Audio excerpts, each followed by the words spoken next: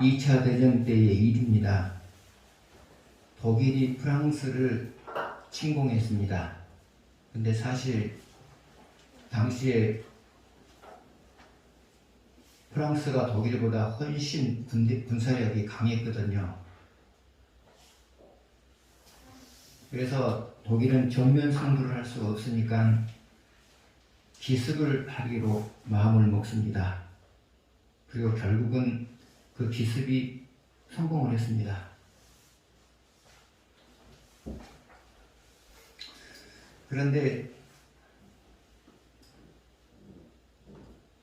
프랑스가 군사력 면에서 독일보다 우위에 있음에도 불구하고 졌던 이유는 뭐냐? 첫 번째는 조심성이 없었어요. 조심성이 없었어요. 독일은 군사력이 부족하니까 기습을 하기 위해서 곳곳에 있는 전차들을 프랑스로 향하는 한 길을 이렇게 모았어요. 한 길을 이렇게 모았어요. 속전속결로 끝내기 위해서요. 그런데 프랑스의 정찰기들이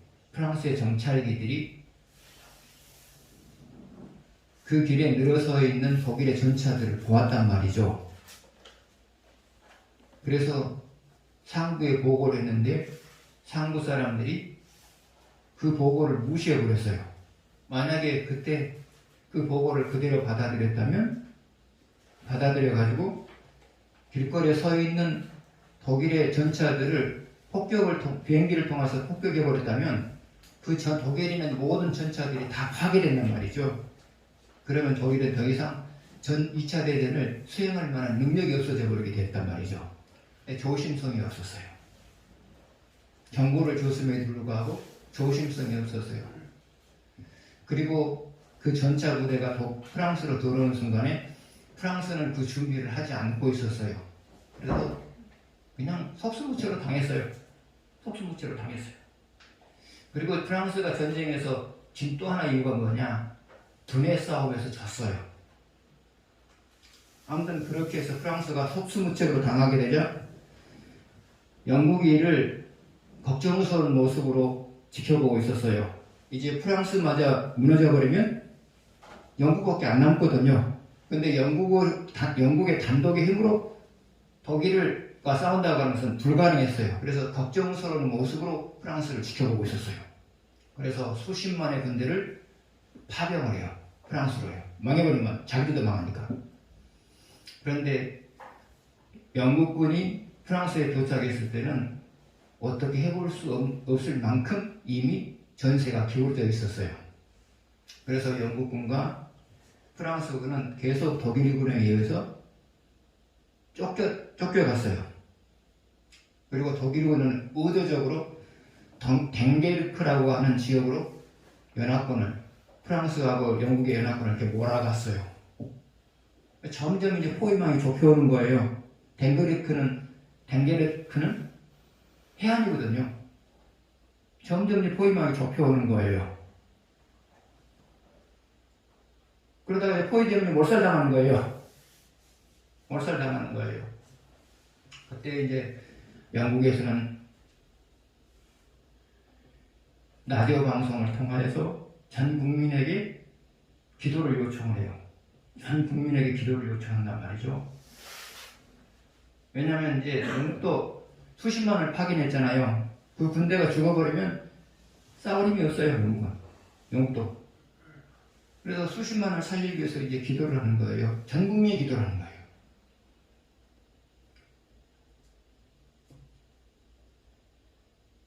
이제 그때부터 또 하나님께서 그 기도를 듣고 움직이기 시작한 거죠. 독일의 육군들은 어떤 계획을 갖고 있었냐면 계속 포위망을 좁혀가면 영국군이 해안을 통하여서 영국으로 도망갈 거다. 배를 통해서 도망갈 거다. 그 생각을 해서 해안까지도 이렇게 포위를 시켜버릴 마음 갖고 있었어요. 해안까지도. 그러면 이제 도관에는 기갈이잖아요. 수십만 명이. 그럼 다 죽는 거예요. 그런데 하나님은 히틀러로 하여금 어리석은 결정을 하게 만들었어요. 히틀러는 육군에게 더 이상 진격을 하지 말라고 했어요. 근데 진격을 하게 되면 포위가 돼가지고 다 죽는 거거든요. 이제 진격을 하지 말라고 했어요. 진격을 하지 말라고 한 이유가 뭐냐? 육군 장군들이 자기 말을 듣지 아니하고 작전을 수행한 경험이 있어요. 그러니까 거기에 대해서 지금 보복을 하는 거예요. 거기에 대해서 보복을 하는 거예요. 그러자 육군 장군들은 속상했어요. 해안만 이렇게 봉쇄해버리게 되면 이제 도관에 대한 지가 되거든요. 그러나 명령하니까 할 수 없이 받아들였죠. 그리고 어떤 독일의 공군 총사령관인 게링이라는 사람이 히틀러에게 그랬어요. 이것은 공군이 공격하는 것이 훨씬 더 유익합니다. 하나의 해도 입지 않고 위에서 폭격해버리면 되니까 공군이 개입하는 것이 좋습니다. 그래서 공군에게 기회를 달라고 해요. 그래서 이 두 가지 이유 때문에 히틀러는 어리석은 결정을 해요. 그래서 육군으로 하여금 포위하는 것을 더 이상 하지 못하게 만들어요. 공군으로 개입하게 만들었어요. 또 하나님이 개입하기 시작했는데요. 독일의 공군들이 하늘을 날고 있을 때 계속해서 날씨가 흐리게 만들어서요. 계속해서 날씨가 흐리게 만들어서 공격할 대상을 찾지 못하게 만들었어요. 또 하나, 실수로 독일 비행기가 정유수를 폭격을 했거든요. 그러니까 거기서 나온 검은 연기가 4.5km의 상공을 뒤덮어 버렸어요. 그러니까 폭격할 대상을 찾지를 못한 거예요. 날씨가 갰을 때도 마찬가지예요. 독일의 비행기들이 성능이 나빠가지고 영국군을 실려온 함선들을 제대로 폭격을 못했어요. 맞추지를 못했어요. 아무튼 이런 여러 가지, 그리고 또한 영국에서 함선을 포위로 온 비행기의 저항 때문에 독일군들은 제대로 작전 임무를 수행하지 못했어요. 그래서 34만 명이, 물론 죽은 사람도 꽤 있어요. 34만 명이 군함하고 민간인 배를 타고 34만 명이 도해역을 건너서 영국으로 피선할 수가 있었어요. 만약에 이때 다 죽었으면 영국은 전쟁을 수행하기가 어려워요. 항복한 거죠. 그래서 하나님은 영국 국민들이 이 문제를 놓고 기도하게 될 때 사람을 어리석게 만들고, 또한 자연을 이용해 가지고 기도하는 사람들을 보호하는 것을 볼 수가 있었습니다. 댕게르크라고 하는 영화가 만들어서 나온 적이 있었어요. 댕게르크라고 하는 영화가 이제 만들어져서 나온 적이 있었거든요. 저는 최근에 세계 2차 대전이라고 하는 것을 보고 있거든요. 책을 보고 있거든요. 아무튼 그랬어요. 하나님이 기도할 때 하나님은 사람을 어설게 만들고, 그리고 자연을 이용해가지고 그들의 기도를 들어준 것을 보게 됩니다. 여러분 역시도 마찬가지입니다. 여러분이 기도하면 하나님은 하나님의 생각에 나오는 방법을 통하여서 여러분의 기도를 해결해 주십니다. 첫 번째 문제로 들어갑시다.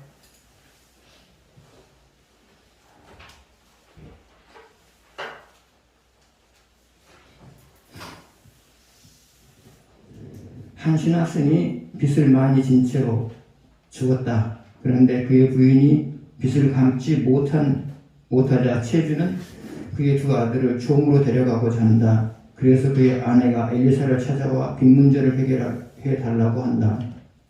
그러면 엘리사가 그 문제를 해결해 준 방법은 무엇이었는가? 1절에서 7절 한번 읽어봅시다. 선지자의 제자들의 아내 중에 한 여인이 엘리사에게 부르짖어 이르되 당신의 종 나의 남편이 이미 죽었는데 당신의 종이 여호와를 경외한 줄은 당신이 아시는 바니이다. 이제 빚준 사람이 와서 나의 두 아이를 데려다가 그의 종을 삼고자 하나이다 하니 엘리사가 그에게 이르되 내가 너를 위하여 어떻게 하랴. 내 집에 무엇이든지 내게 말하라. 그가 이르되 계집종의 집에 기름 한 그릇 외에는 아무것도 이르되 너는 밖에 나가서 모든 이웃에게 그릇을 빌리라. 빈 그릇을 빌되 조금 빌리지 말고 너는 내 두 아들과 함께 들어가서 문을 닫고 그 모든 그릇에 기름을 부어서 타는 데서 옮겨놓으라 하니라. 여인이 물러가서 그의 두 아들과 함께 문을 닫은 후에 그들은 그릇을 그에게로 가져오고 그는 부었더니 그릇에 다 잠시라. 여인이 아들에게 이르되 또 그릇을 내게로 가져오라 하니 아들에게 이르되 다른 그릇이 없나이다 하니 기름이 꼭 붙였더라. 그 여인이 하나님의 사람에게 나아가서 말하니 그가 이르되 너는 가서 기름을 팔아 빚을 갚고 남은 것으로 너와 내 두 아들이 생활하라 하셨더라.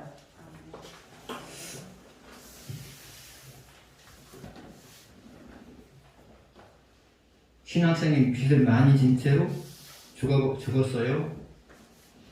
그러자 채주들이 와서 빚을 갚으라고 독촉하나 빚을 갚을 길이 없어요. 빚을 갚지 못하자 두 아들을 종으로 데려가겠다고 해요. 그래서 그 어머니가 신학생 부인이 엘리사를 찾아와서 이 기막힌 사연을 전달하면서 해결해 달라고 말을 해요. 그러면 엘리사가 이 여인의 문제를 어떻게 해결해 줬어요? 한마디로 말해서 그 여인이 가지고 있는 것을 매개로 해결해 줬어요. 그 여인이 가지고 있는 것을 매개로 해결해 줬어요. 가지고 있는 것이 무엇이었죠? 기름 한 그릇이었죠? 기름 한 그릇이었죠. 그리고 두 아들과 본인을 비롯해서 두 아들이 이 집 저 집을 돌아다니면서 빌릴 수 있는 그릇을 다 빌리라고 했죠. 빌릴 수 있는 그릇을 다 빌리라고 했죠. 그랬을 때, 그 빌 때 왔을 때 이제 가지고 있는 기름을 그 병에다 따랐을 때 빌려온 모든 기름이 가득 찰 때까지 계속해서 기름이 늘어났었죠. 그래서 엘리사는 여인의 문제를 여인이 가지고 있는 것을 매개로 해서 해결하셨단 말이죠. 해결해 주었단 말이죠.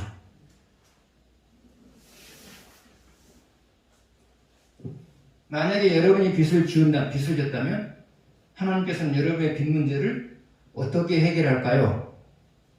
오늘 본문을 보게 되면, 방금 읽은 말씀을 보게 되면 여러분이 할 수 있는 일을 통해서 해결하신단 말이죠. 여러분이 할 수 있는 일을 통해서 해결하신단 말이죠. 여러분이 사업을 하고 있으면 사업을 매개로 빚을 갚아주는 거고요. 또 다른 일을 하고 있으면 그 일을 통해서 그 빚을 갚아준단 말이죠.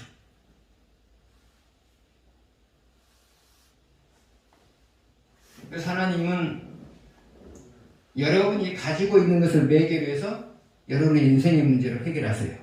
여러분이 가지고 있는 것을 매개로 해서 할 수 있는 것을 매개로 해서 여러분의 인생의 문제를 해결하신다는 말이에요. 자, 두 번째로 방금 읽은 말씀 중에 생각할 것은 아니네.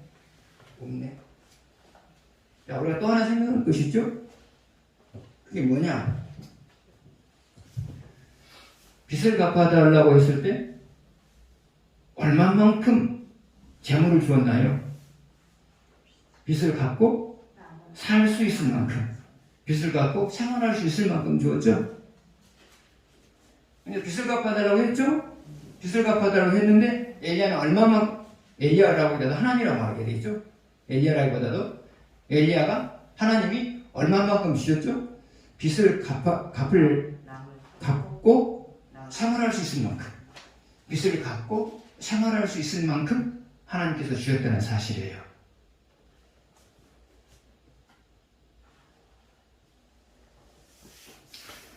사람이 고난을 당한다고 하는 것은 뭘까요? 그것은 소중한 것을 잃어버린 것이다. 그렇게 말할 수가 있겠죠? 사람이 고난당하는 것이라고 하는 것은 바로 내가 소중하게 여기는 것을 잃어버리는 것. 그렇게 정의하면 될 것 같아요. 그래서 때로는 내가 소중하게 여기는 것을 조금 잃어버릴 때도 있지만 아주 살아가기가 힘들 정도로, 인생을 살아내기가 힘들 정도로 잃어버릴 때가 있죠?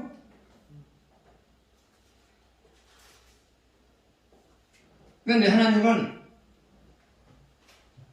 여러분이 얼마만큼 고난을 당했든지 간에 항상 하나님께서 여러분에게 적용하는 법칙이 있어요. 그것은 뭐냐? 회복시켜 주시고 이전보다 더 잘 살게 하신다는 사실이에요. 잃어버린 것을 회복시켜 주실 뿐만 아니라 이전보다 더 잘 살게 하신다는 사실이에요. 이것이 하나님께서 정하신 원칙이에요. 그래서 여러분이 어떤 이유로 인해서 고난을, 어떤 이유로 인해서 소중한 것을 잃어버렸든지 간에 하나님은 어느 순간에 잃어버린 것을 회복시켜 줄 뿐만 아니라 이전보다 더 나은 삶을 살게 할 것이다. 그런 기대감을 가지고 사셔야 된단 말이죠. 두 번째로, 아이를 낳을 수 없는 수냄 여인이 아이를 가질 수 있었던 이유는 무엇인가? 9절에서 17절을 교독하시겠습니다.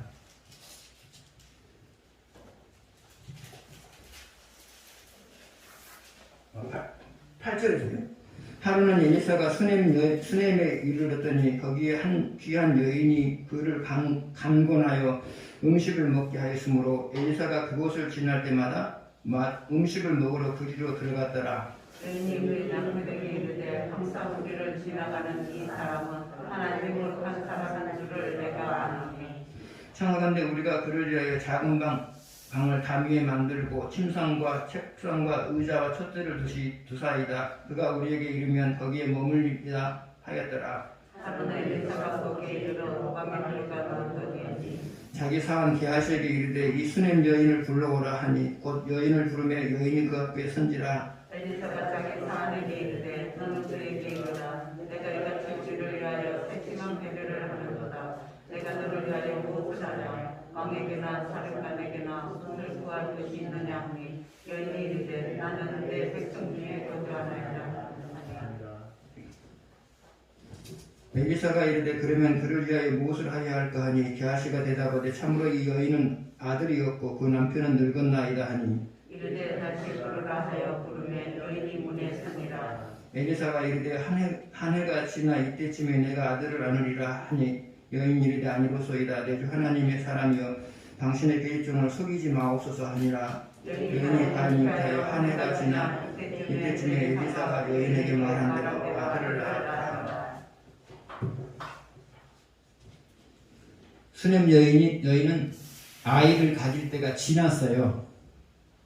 그럼에도 불구하고 아이를 갖게 되었죠.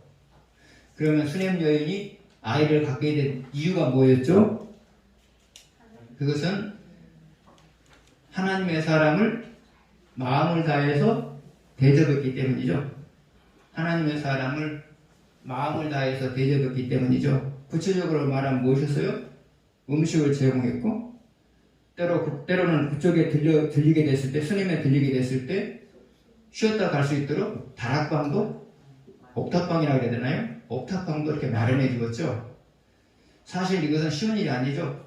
간곤하여서 음식을 먹게 만들고 또 옥탑방을 만들어서 쉬었다가 가게 만들기도 하고, 이런 일은 쉬운 일이 아니죠. 밥 먹이는 것은 그래도 한 번쯤은 할 수 있겠죠. 그러나 옥탑방까지 지어가지고 거기서 쉬었다 가게 만든다고 하는 것은, 이것은 보통 일이 아니에요. 그래서 수냄 여인이 아이를 낳을 수 없었음에도 불구하고 아이를 낳을 수 있는 기적을 경험한 것은 하나님의 사람을 마음을 다해서 대접했기 때문이죠. 하나님의 사람을요. 여러분도 살아가면서 기적을 경험하셔야 되죠. 그래야 돼요. 기적이 없으면 인생이라고 하는 것은 삭막하거든요. 여러분도 살아가면서 기적을 경험해야 돼요. 그러면 여러분이 기적을 경험하려면 어떻게 해야 되느냐? 그것은 하나님의 마음을 감동시키는 삶을 살아가는 거예요. 하나님의 마음을 감동시키는 삶을 살아가는 거예요. 그러면 여러분이 하나님의 마음을 감동시키는 삶을 산다고 하는 것은 뭐냐? 첫 번째로는 일관성 있게 받은 말씀을 실천하면서 살아가는 거예요. 일관성 있게 받은 말씀을 실천하면서 살아가는 거예요. 두 번째로 여러분이 하나님을 감동시킨다고 하는 것은 감동시키는 행위는 뭐냐? 이전보다 좀 더 하나님을 사랑하고자 노력하는 거예요. 이전보다 하나님을 더 사랑하고자 노력하는 거예요. 세 번째로 어려운 사람을 돕되 마음을 다해서 돕는 거예요. 어려운 사람을 돕되 나보다 어려운 사람을 돕되 마음을 다해서 돕는 거예요. 마음을 다해서 돕는다고 하는 것은 내가 알아요. 내가 지금 어려움 당한 사람을 마음을 다해서 돕고 있는지 아닌지 내가 알아요. 내가 알고요. 하나님이 알아요. 하나님이 안단 말이죠. 그래서 여러분 도울 바에는 마음을 다해서 도와야지. 어느 정도 도우면 하나님 뭐라고 하시냐면, 야 이놈아, 사람을 돕는 것은 나를 돕는 것인데 너는 왜 그렇게 나를 박대하느냐, 그렇게 말씀하신다고요. 하나님이요. 그래서 어려운 사람을 돕되 마음을 다해서 도와야지. 어느 정도 돕는 것은 하나님께서 받으시질 않아요. 하나님께 책망을 해요. 뭐라고 책망하시냐? 사람을 돕는 것은 나를 돕는 거다. 그런데 너 어찌 나를 이렇게 박대하느냐? 그렇게 말씀하신다고요. 그래서 여러분, 사람을 돕되 마음을 다해서 도와야지. 신용만 하면 안 돼요. 신용만 하면 사람에게도 욕먹고 하나님에게도 욕먹어요.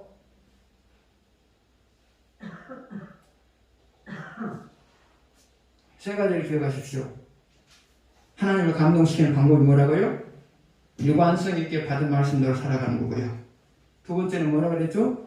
이전보다 좀 더 하나님을 사랑하려고 노력하는 거고요. 세 번째는 뭐라고요? 어려움 당한 사람을 마음에 다해서 돕는 거예요.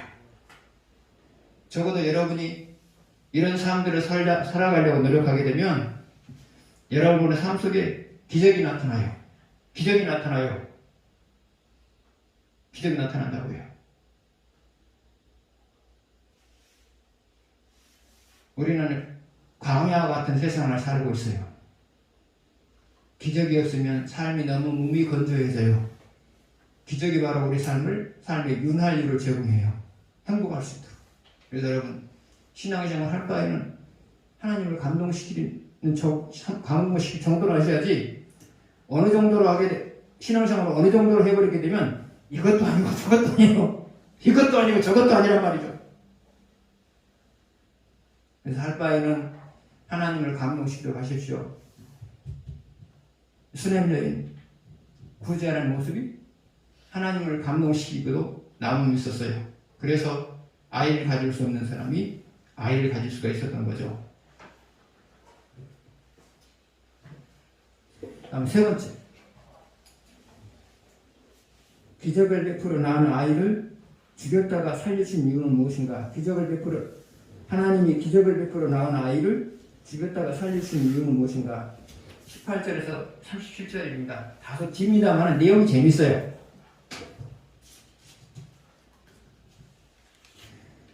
그 아이가 자라매 하루는 추수꾼들에게 나가서 그의 아버지에게 이르렀더니 그의 아버지에게 이르되 내 머리야 하는지라. 그의 아버지가 자기에게 말하여 그의 어머니에게도 데려가라 하매 곧 어머니에게로 데려갔더니 나까지 어머니의 무릎에 앉아있다가 죽은지라. 그의 어머니가 올라가서 아들을 하나님의 사람의 침상 위에 두고 문을 닫고 나와 그 남편을 불러 이르되 청하건대 사원 한 명과 나귀 한 마리를 내게로 보내소서. 내가 하나님의 사람에게 달려갔다가 돌아오리이다 하니 그 남편이 이르되 수하루도 아니요 안식일도 아니거늘 여대원으로 저의 그에게 나아가고자 하느냐 하는지라. 여인이 이르되 평안을 비나이다 하니라. 이에 나귀 안장을 쥐고 자기 사원에게 이르되 몰고 가라. 내가 말하지 아니하거든 나를 위하여 달려가기를 멈추지 말라 하고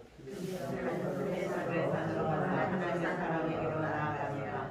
하나님의 사람이 멀리서 그를 보고 자기 사람에게 하시기 위하여 제게 이르되 자기 수면 여인이 있거든. 너는 달려가서 그를 맞아 이르기를 너는 평안하냐? 내 남편이 평안하냐? 아이가 평안하냐? 하려 하였더니 여인이 대답하되 평안하다 하고 하나님의 사람에게 나아가서 그 발을 아는지라. 여자가 가까이 와서 그를 물리치고자 엘리사가 이르되 가만하라 그의 영혼이 데려가시거든 나는 그와 선생에게 숨기지 아니하리라. 여인이 이르되 내가 내 주께 아들을 구하더이까 나를 속이지 말라고 내가 말하지 아니하리이까 하니 엘리사가 대하시되 이르되 내 얼굴을 보고 내 지팡이를 손에 들고 가라. 사람을 만나거든 인사하지 말며 사람이 내게 인사할지라도 대답하지 말고 내 지팡이를 그 아이 얼굴에 넣으라 하시니라. 아이의 어머니가 이르되 여호와께서 살아계신 것 당신의 영혼이 살아계심을 두고 맹세하노니 내가 당신을 떠나지 아니하리이다. 엘리사가 이어 일어나 여인을 따라가니라. 게하시가 그들보다 앞서가서 지팡이를 그 아이의 얼굴에 넣었으나 소리도 들고 듣지도 아니하는지라. 돌아와서 엘리사를 맞아 그에게 말하여 아이가 깨지 아니하였나이다 하더라. 엘리사가 집에 들어가 보니 아이가 죽었는데 자기 침상에 눕혔는지라. 들어가서 문을 닫으니 살았는지라. 엘리사가 여호와께 기도하고 아이 위에 올라 엎드려 자기 입을 그의 입에 자기 눈을 그의 눈에 자기 손을 그의 손에 대고 그의 몸에 엎드리니 아이의 살이 차차 따뜻하더라. 엘리사가 내게서 지나치던 사건이 해결이 아니고 다시 아이 위에 올라 엎드리니 아이가 일곱 번째 재채기라고 눈을 뜨는지라. 엘리사가 게하시를 불러 저 수냄 여인을 불러오라 하니 곧 부름에 여인이 들어가니 엘리사가 이르되 내 아들을 데리고 가라 한지나 여인이 들어가서 엘리사의 발 앞에서 땅에 엎드려 절하고 아들을 안고 나가니라. 아멘. 자, 아니 하나님이 기적을 베푸셔서 낳게 만들었으면 잘 크게 만들어야지 왜 죽이시죠? 그리고 또 다시 살려주실 것이면 왜 죽이셨냐고요? 다 하나님이 하신 일이잖아요. 아이를 낳지 못할 사람이 아이를 낳는 것도 하나님이 하신 일이고요. 또 아이를 데려가는 것도 아이를 죽게 만드는 것도 하나님이 하신 일이고요. 또 죽은 아이를 살려주신 분도 하나님이 하신 일이고요. 그냥 잘 크게 하시면 되지. 살려줄 바에는 그냥 잘 크게 하면 되지. 왜 죽이셨냐고요? 안 살려주려면 몰라도. 그럼 하나님이 왜 이렇게 하셨을까요? 그것은 수냄 여인의 가족의 신앙을 세우기 위해서 그런 거죠. 신앙을 세우기 위한 것이죠. 여러분 역시도 마찬가지예요. 여러분이 가지고 있는 모든 것 하나님이 주신 것이죠. 그런데 또 때로는 하나님께서 뺏어가기도 한단 말이죠. 여러분이 고민할 수밖에 없도록 없을 정도로 뺏어가 버리기도 한단 말이죠. 그러냐고 또다시 하나님께서 또 돌려주시네요. 그래서 하나님이 주시고 뺏어가고 돌려주는 것, 여러분의 소유가 많아지고 줄어들고 다시 회복이 되는 것, 다 하나님이 하신 일이란 말이죠. 그러면 하나님께서 그런 일을 반복하시는 이유가 뭘까요? 그것은 여러분의 신앙을 세워주기 위해서죠. 그래서 고난이라고 하는 것은 뭐라 그랬죠? 소중한 것을 잃어버린 것이라고 그랬죠. 고난이 여러분에게 오는 이유가 뭐냐? 여러분의 신앙을 회복시켜주기 위해서, 여러분의 신앙을 회복시키고 성숙시키기 위해서 고난이 여러분에게 주어지는 거예요. 고난은 바로 그 목적으로 오는 거예요. 어떤 이유의 고난인지 간에 고난은 여러분의 신앙을 회복시키고 여러분의 신앙을 채워주시기 위한 목적으로 오는 거예요. 그 목적만 이루면 고난이라고 하는 것은 사라지는 거예요.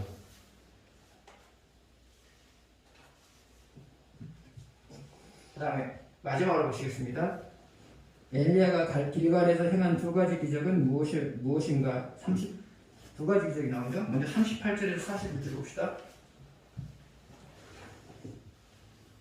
엘리사가 다시 길갈에 이르니 그 땅에 흉년이 들었는데 선지자의 제자들이 엘리사의 앞에 앉은지라. 엘리사가 자기 사환에게 이르되 큰 솥을 걸고 선지자의 제자들을 위하여 국을 끓이라 하매 한 사람이 채소를 끓여 들에 나가 들포도 두부를 만나 그것에서 들호박을 사서 모자라게 채워가지고 돌아와 스스로 우리는 솥에 그들은 무엇인지 알지 못하니라. 이에 포사가 무리에게 주어 먹게 하였더니 무리가 국을 먹다가 그들이 외쳐 이르되 하나님의 사람이 솥에 죽음의 독이 있나이다 하고 능히 먹지 못하는지라. 엘리사가 이르되 그러면 가루를 가져오라 하여 솥에 던지고 이르되 포다가 무리에게 주어 먹게 하라 하며 이에 솥 가운데 독이 없어지니라. 엘리사가 신학생들에게 들러 나가서 채소를 가져오라고 그랬죠. 그리고 국을 끓이라고 했죠. 국을 끓이라고 했죠. 그래서 나갔던 사람들이 이게 뭔지는 잘 모르겠어요. 들호박이라고 그러거든요. 여기 들호박이라고 나왔죠.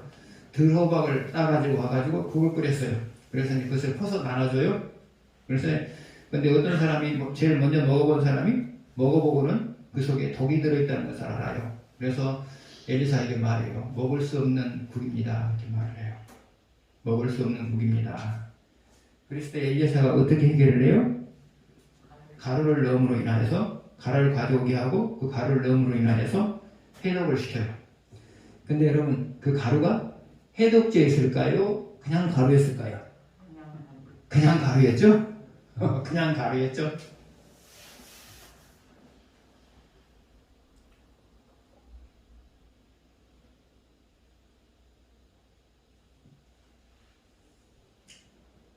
그냥 가루였어요.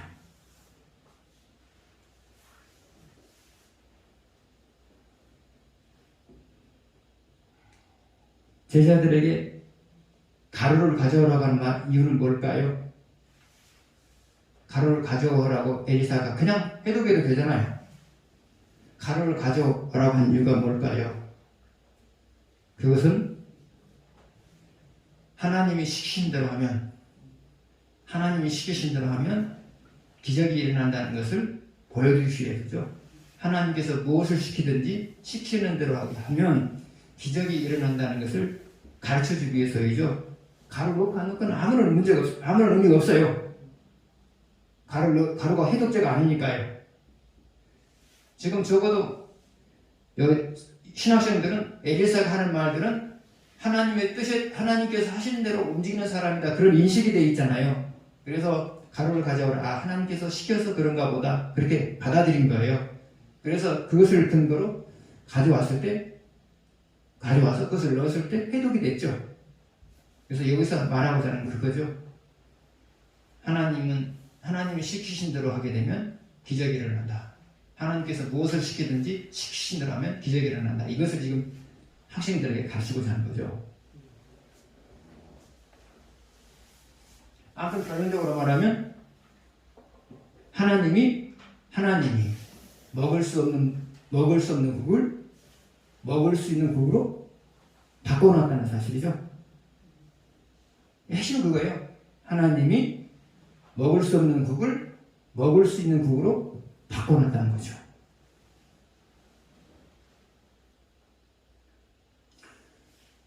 오늘날도 마찬가지예요. 하나님은 먹을 수 없는 국을 먹을 수 있는 국으로 바꿔놓으실 수 있어요. 그러나 그런 일을 잘 안 하시죠? 여러분은 먹을 수 없는 국을 버려도 얼마든지 새로운 국을 끓이면 되니까. 그죠? 그 정도 여유는 다 있으시죠? 그래서 하나님 이런 일은 잘 안 하셔요. 이것은 워낙 가난한 시절이기 때문에 하나님께서 하셨던 일이죠. 지금 여기 38절 보게 되면 길갈에 뭐가 들었더라? 흉년이 들었더라. 워낙 먹을 것이 없으니까 먹을 수 없는 것을 먹을 수 있는 국으로 바꿔줬지.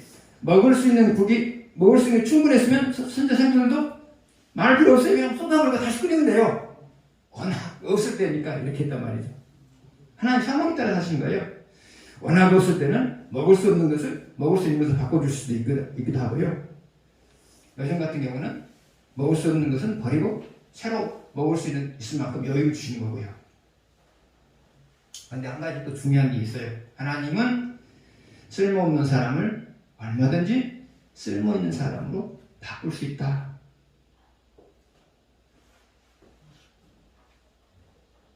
이게 더 중요한 거죠.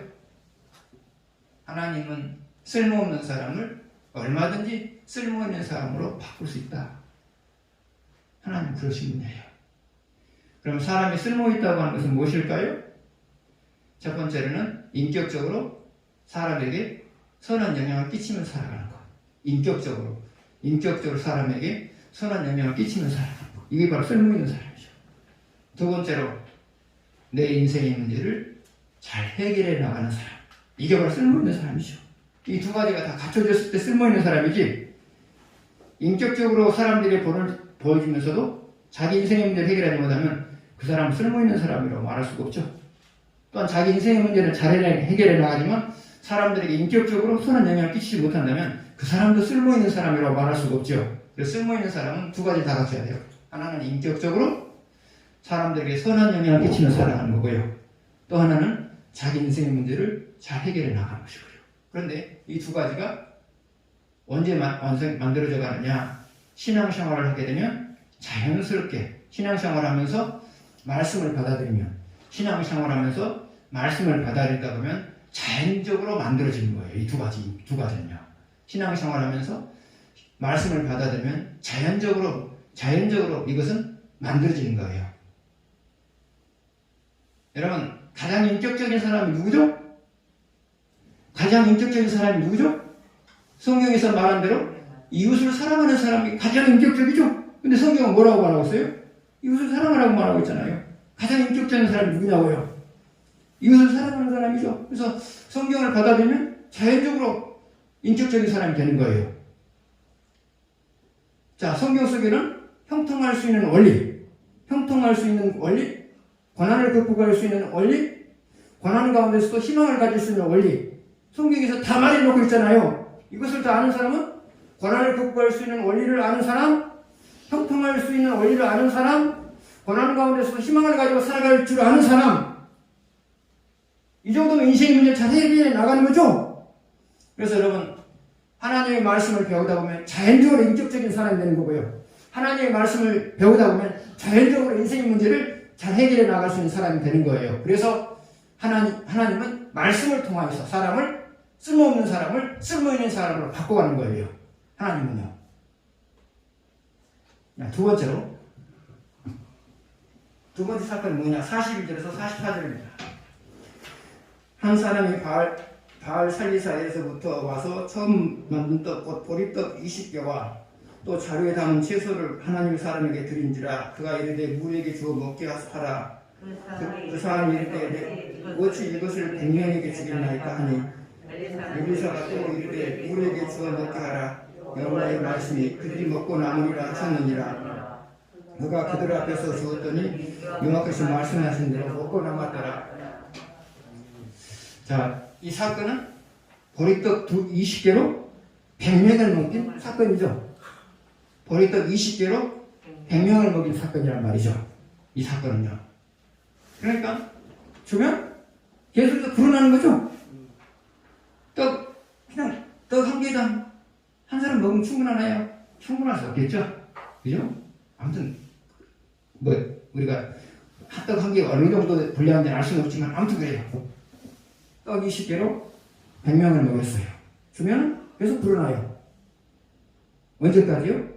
100명이 먹을 수 있을 만큼 될 때까지 계속 불어나는 거예요. 주면은요. 주면은 계속 불어나는 거예요.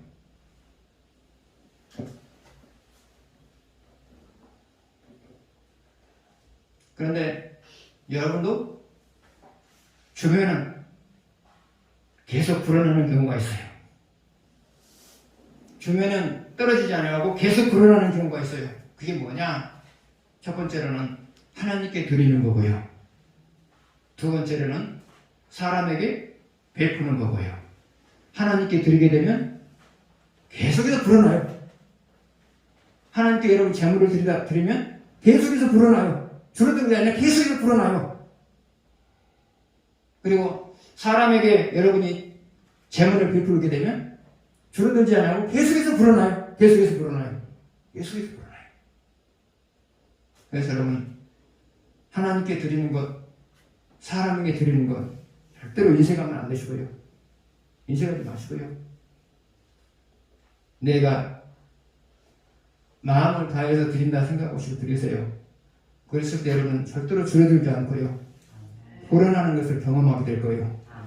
그러나 어느 정도만 주면 이것도 아니고 저것도 아니고 여러분 어느 정도만 드리면 이것도 아니고 저것도 아니란 말이죠. 그러나 거기다 조금 보태가지고 마음을 다해서 드리게 되면 계속해서 불어나요.